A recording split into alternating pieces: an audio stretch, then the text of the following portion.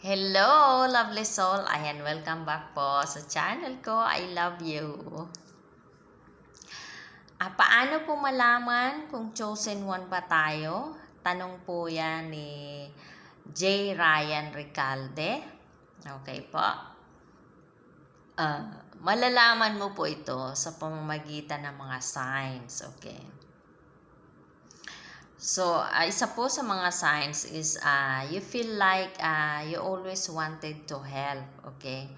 So, gusto mong laging tumulong kahit nung bata ka pa. And kasi yung soul mo is hinihila ka nito para tulungan yung iba. Minsan nga is inuuna mo yung iba bago yung sarili mo.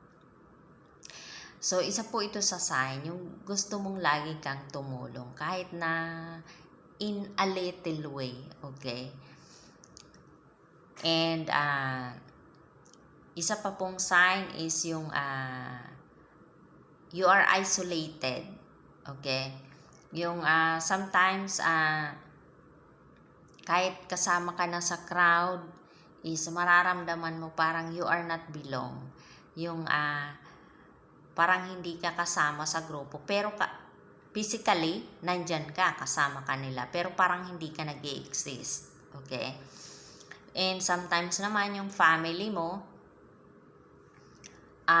kakaiba ka sa pamilya mo. Parang you are not belong sa pamilya. Mararamdaman mo yun. Okay?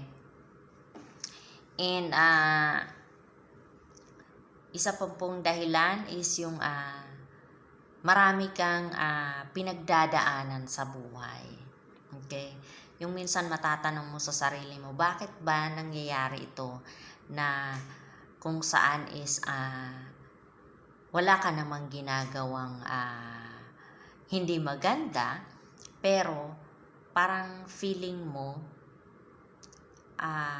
lahat ng mga mahirap na nangyayari sa buhay mo, na yung mga sitwasyon na hindi mo na maintindihan. Yung ibig sabihin, you suffer a lot.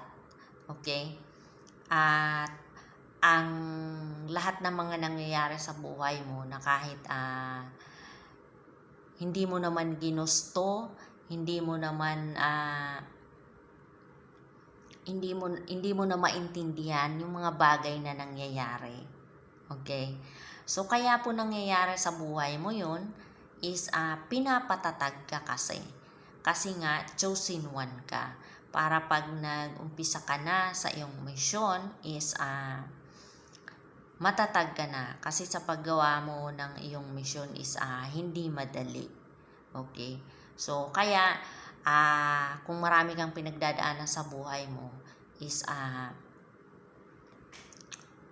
isipin mo na lang na may purpose yun, kaya kaya pinagdadaanan mo yung mga bagay na yun. Okay po? And sometimes, isa pa pong dahilan is manonotice mo yung sarili mo na kinakausap mo yung sarili mo. Kasi yung intuition mo is always on the work. Yung intuition mo is lagi kang kinakausap. Okay?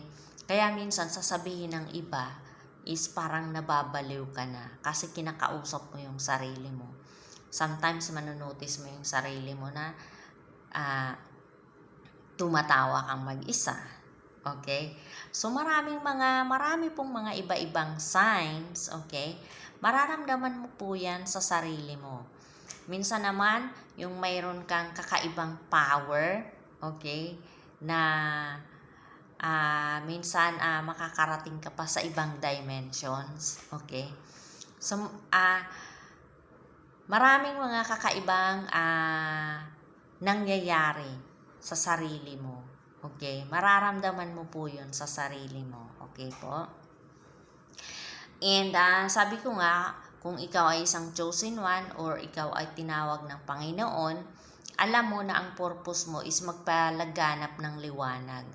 To bring light, healing, love, and positivity sa mundong ito. So, lagi nyo pong tatandaan yan, lovely soul. Okay po? So, yun lamang po. Thank you for watching. God bless and I love you.